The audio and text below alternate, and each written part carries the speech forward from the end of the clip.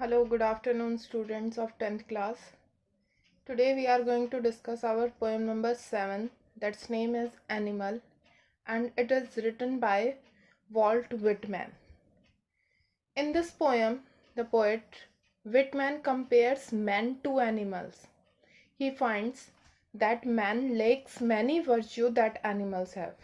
आदमी ने बहुत सारे ऐसे गुण जो हैं वो खो दिए हैं जो कि पशुओं में हैं.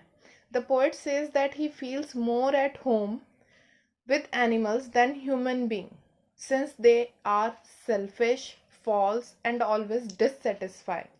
जबकि एनिमल्स में ये सारी क्वालिटीज़ जो हैं मैन के बिल्कुल अपोजिट हैं. The animals are unselfish, true और more satisfied. So without wasting our so much time, let's move to our first stanza. I think I could turn and live with animals. They are so placid and self-contained. I stand and look at them long and long. Here the poet wants to say that the animal are very placid, peaceful, and self-confident. They do not complain about their any kind of condition. So the poet wants कि मेरे ये views हैं कि I can live with the animals because they are self-confident, calm and वो मुझे खड़ा होकर बहुत देर तक मैं उन लोगों को देखता रहता हूँ. The poet wants that. Now move to our second stanza.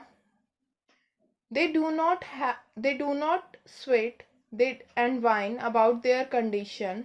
They do not lie awake in the dark and weep for their sins. They do not make me sick discussing their duty to God. यहाँ पर जो है poet क्या कहना चाहता है. Poet कहता है दे डू नॉट स्वेट, उन लोगों को पसीना नहीं आता. They do not whine about their conditions. They do not complain what they are feeling और what they have the conditions. They do not lie awake in the dark, उन लोगों को रात को जागना नहीं पड़ता और ना ही उन लोगों को अपने सिंस को लेकर यानी जितने भी उन्होंने पाप किए गए हैं उन पर रोना नहीं पड़ता. ये क्या समझाना चाह रहा है हमें कि ये सारी चीज़ें जो है ना ह्यूमन बींग्स के अंदर है. वो हमेशा डर से पसीने में आ जाता है, वो हमेशा अपनी कंडीशंस को लेकर रोते रहते हैं. तो ये सारी चीज़ें जो हैं एनिमल्स में ना होकर ह्यूमन बींग्स में हैं. They do not make me sick for discussing their duty to God. वो लोग मुझे नहीं बताते हैं कि मुझे गॉड के प्रति जो है क्या कर्तव्य है मेरे, क्या चीज़ मुझे करनी चाहिए और क्या नहीं करनी चाहिए. मतलब वो लोग है ना बेफालतू की जो चीज़ें हैं उन लोगों को वो सारी चीज़ें जो है दूसरे लोगों पर नहीं थोपते हैं. Now move to our third stanza.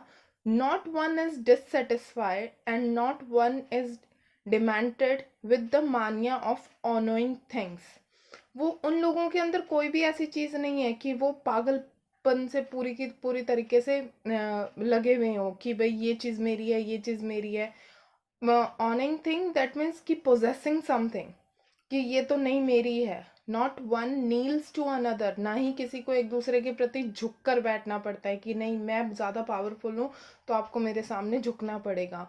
Not to his kind that lived thousand of years ago. Not one is respectable और unhappy over the whole earth. और वो कहता है कि ना ही अपनी जो जितनी भी उनकी रेस है उनके प्रति जो भी बहुत सारे ईयर्स अगो पहले जो बातें हुई थी उन सारी बातों पर धरती पर आज तक कोई भी ऐसा नहीं है जो कि रिस्पेक्टफुल ना हो या फिर वो उदास हो. तो ये सारी चीज़ें जो हमें थर्ड स्टैंजा के थ्रू हमें पोएट समझाना चाहता है. What does he want to say? He wants to say that human beings are mad about possessing things. हर एक चीज़ को पीछे पागलों की तरह दौड़ते रहते हैं. But animals don't care for possession. It is mad. It is present only a kind of madness in the only the human beings. They do not kneel to others as the human beings do. For them, all the creatures are equal. So, in this stanza third, we came to know that human beings are mad for their possessing things. Now shift to our fourth stanza. Fourth stanza says, so they show their relation to me and I accept them. They bring me token of myself. Here token means sign, जिसने मैं जैसा हूँ वैसे ही sign मुझे उन लोगों में भी मिल रहे हैं. They evince them plainly in their possession. I wonder whether they get those tokens. Did I pass that way huge time ago and negligently drop them? तो यहाँ पर पोएट जो है वो हमें बताता है कि भाई हो सकता है कि ये सारे के सारे मेरे रिलेशंस को दिखा रहे हैं और मैं उन्हें स्वीकार भी करता हूँ. मेरे पास शायद जितनी भी निशानियाँ हैं, मुझे ऐसा लगता है कि जो अब मुझे उनमें दिखती हैं, यानी बीइंग अ ह्यूमन बीइंग, वो सारी क्वालिटीज़ हम में होनी चाहिए, लेकिन वो पोएट को किन में दिख रही हैं? एनिमल्स में. मुझे बहुत ज़्यादा हैरानी होती है कि वो कहाँ से मिली. I wonder where they get those tokens. वो साइंस जो हैं, वो निशानियाँ जो हैं, वो उन्हें कहाँ से मिली.